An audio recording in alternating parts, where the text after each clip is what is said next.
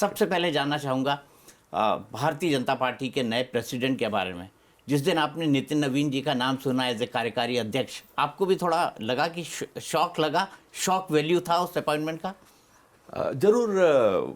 देश में सबको तो एक नयापन ही लगा था उसमें, क्योंकि जितने नाम चर्चा में थे उनसे हटकर एक अच्छा युवा चेहरा को सामने लाने का जो निर्णय हुआ है वो जरूर सबको थोड़ा बहुत सरप्राइज फैक्टर तो रहा ही है।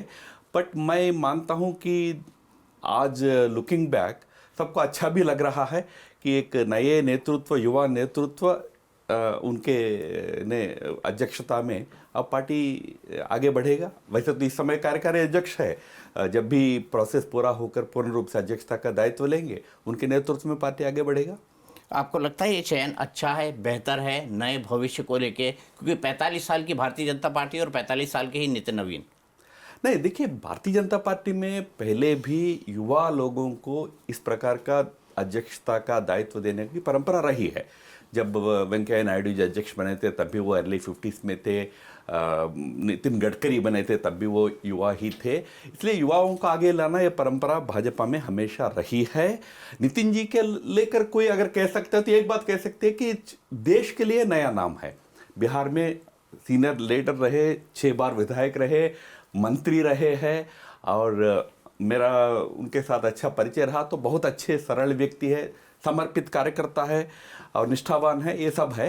देश के लिए थोड़ा नया नाम है, पर देश को परिचय हो जाएगा। देश पे उनका जैसे ही प्रवास प्रारंभ होगा देश पे परिचय हो जाएगा। आपने कहा नई ऊर्जा के साथ आगे बढ़ेगी। आपको लगता है कि अभी पार्टी के अंदर जिस तरह से पार्टी एक चुनाव जीतने की मशीन की तरह बन गई है, उस मशीन को भी थोड़ी सी ओवरहॉलिंग की ज़रूरत है, उस मशीन को भी थोड़ा ठोक बजा के दुरुस्त करके आगे की रणनीति को सार्थक बनाने की ज़रूरत है?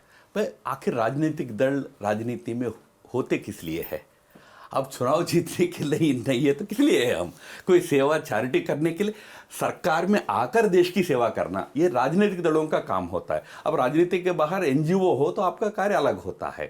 राजनीतिक दल का मुख्य लक्ष्य होता है चुनाव जीतना। इनफैक्ट भाजपा का स्ट्रेंथ वो है, हम चुनाव जीतने के लिए हमेशा तत्पर रहते हैं, उसके लिए तैयारी रखते हैं। जो ओवरहालिंग की बात आपने कही है, बीजेपी में वो ओवरहालिंग निरंतर प्रक्रिया है। हर चुनाव के बाद उससे सीखना, नए चुनाव के लिए तैयार होना, क्योंकि चुनाव एक ऐसा माध्यम है कि आपको राजनीतिक सत्ता आपके हाथ में आएगा जिसके माध्यम से आप देश को जिस दिशा में ले जाना चाहे तो उस दिशा में ले जा सकते हैं।